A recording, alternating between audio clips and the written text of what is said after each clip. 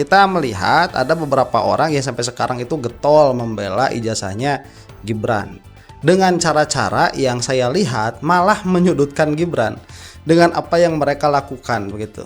Di antaranya yang akan kita saksikan ini yaitu yang dilakukan oleh Mbak Dian ya dengan Azwan. Ini lucu pada akhirnya karena hanya akan membuka bagi orang yang berpikir tapi ya hanya akan membuka kesalahan-kesalahan Gibran yang nampak jelas gitu. Dian Hunafa ketahuan bohong, pembelaan ijazah Gibran. Disebut sesat, gugatan 125 triliun rupiah. Terus bergulir. Mungkin kalau yang secondary school ya jadi timbul perdebatan karena harus ada penyetaraan dan lain-lain. Tapi kalau SD SMP-nya sudah sangat jelas di Indonesia. Oke sebentar, yang SD-nya itu sudah jelas di Indonesia. Yang SMP-nya ada yang mempermasalahkan. Saya tidak mengatakan ada masalah ya, ada yang mempermasalahkan. Dan yang mempermasalahkan itu entah ditanggapi atau tidak. Dalam pengertian entah memang menjadi isu atau tidak. Yang SMP saya tidak tahu. Berarti beliau juga meragukan sistem pendidikan di Indonesia dong kalau sampai dibilang cuma lulusan SD begitu kan? Ya. Nah, sebentar. Nah itu logika dari mana begitu ya? Kalau Bu Melan ini mengatakan bahwa Gibran itu mungkin hanya lulusan SD, kemudian mengatakan Bu Melan ini malah mengkerdilkan sistem pendidikan di Indonesia sendiri begitu. Itu logika dari mana? Coba keluarkan begitu. Silogismenya, bagaimana kok bisa sampai terjadi kesimpulan seperti itu. Yang ada justru yang saya lihat yang merendahkan itu dari awal mereka. Kenapa? Karena menganggap kita ini tidak bisa memahami perkara-perkara yang simpel. Ini perkara simpel ya yang mau kita saksikan ini. Perang narasi seputar keabsahan riwayat pendidikan. Wakil Presiden Gibran Rakabuming, Raka masih terus bergulir. Entrepreneur Angga Sugih Pragina secara belak-belakan menuding kreator konten Dian Hunafa telah menyebarkan informasi yang salah dan menyesatkan dalam upayanya membela Gibran.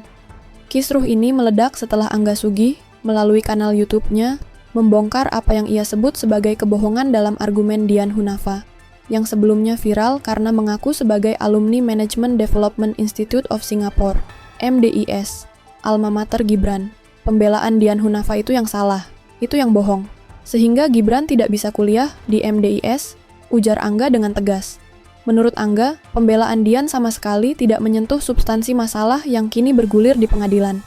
Ia menuduh Dian sengaja mengaburkan fokus perdebatan dari ijazah setingkat SMA ke ijazah sarjana, padahal akar masalahnya ada pada jenjang sekolah menengah. Yang dipermasalahkan ijazah SMA-nya karena sampai 2 kali kemudian tahunnya tidak koheren dan sebagainya, tegas Angga, merujuk pada kejanggalan yang menjadi dasar gugatan hukum advokat Subhan Palal. Angga menjelaskan bahwa gelar sarjana Gibran dari University of Bradford, Inggris adalah hasil penyetaraan karena MDIS sebagai institusi swasta di Singapura tidak berhak mengeluarkan gelar sarjana sendiri. Namun, persoalan krusialnya adalah pengakuan ijazah dari UTS InSearch, Australia, yang digunakan Gibran sebagai setara SMA untuk mendaftar. Di sisi lain, Dian Hunafa, melalui akun TikTok @fearlessbarb, tampil membela Gibran karena merasa nama alma maternya, MDIS, ikut tercoreng.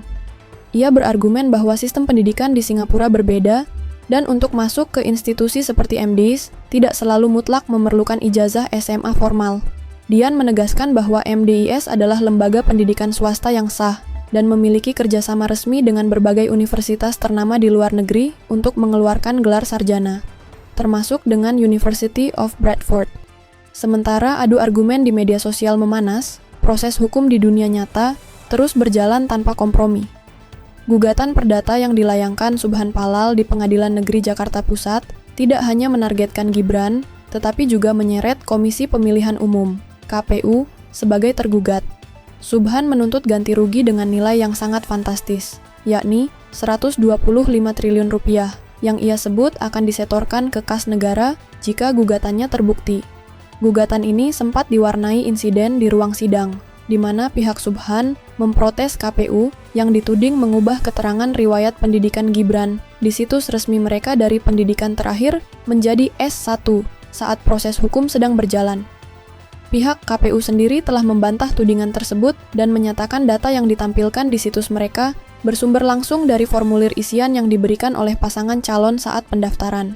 Kontroversi ini dinilai memiliki potensi dampak politik yang sangat besar. Angga Sugih Pragina bahkan berspekulasi bahwa jika gugatan hukum ini berhasil membuktikan adanya pelanggaran, maka kasus ini bisa menjadi pintu pembuka untuk melengsarkan Gibran dari jabatannya.